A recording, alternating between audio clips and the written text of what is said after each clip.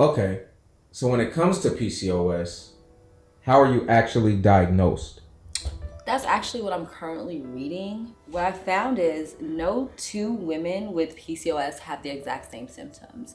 And because of this, it makes the diagnosis super challenging. So, the way in which they've been able to diagnose this is by ruling out, right? Different symptoms from other underlying health conditions. If you meet two of the three following criteria, so what does that mean? If you have two of these three symptoms, right, this is how they diagnose you with PCOS. So it's going to be either irregular periods or missed periods.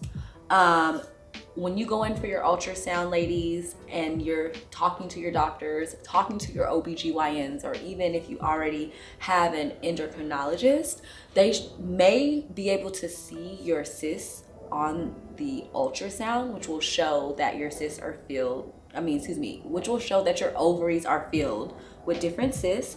And then thirdly, it's the androgen levels, your testosterone levels, right? And that might be presented in your blood, or sometimes it might be other ways in which it comes out, right? So it could be elevated testosterone symptoms. And those symptoms can be hair loss, it can be excessive hair gain, it could be acne. So yeah, two of the three things: irregular missed periods, ultrasound with PCOS ovaries, or elevated testosterone symptoms or elevated testosterone in the blood. Okay. So weight. Does being overweight cause PCOS? Does PCOS make you overweight? The relationship is complicated and not well understood. Being overweight is associated with PCOS, but many women of normal weight have PCOS and many overweight women don't. All right, family history. Women whose mother or sister have PCOS or type 2 diabetes are more likely to develop PCOS. Lifestyle can have a big impact on insulin. So, especially women who are overweight because of unhealthy diet and lack of exercise. So, what I've also learned with PCOS is it is heavily linked to insulin resistance. And so I think that we need to pull out the clipboard and talk about what insulin resistance is. All right, so insulin resistance. What does all this mean? So, when you're eating, we consume sugar, right? Once your body consumes sugar, sugar gets into your blood.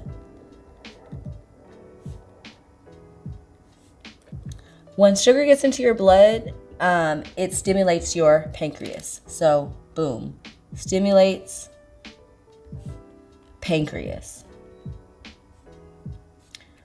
Once your pancreas is stimulated, it does what's called insulin release. Releases insulin, right? Once insulin is released throughout your body, it takes the sugar that you just consumed and it turns the sugar into energy. So this is actually what happens in a normal body. So with a PCOS body, the insulin is not being turned into the sugar, actually, right? Because it's insulin resistant. So what happens is now the blood is bouncing around. The sugar is bouncing around in your blood, which turns into fat, which turns into weight gain. And not only that, now your ovaries are being stimulated by testosterone, which loops it back into all of those ailments we talked about: your acne, your hair loss or hair gain. And the other huge symptom I forgot to mention is mood swings. Boom. Insulin resistance broken down.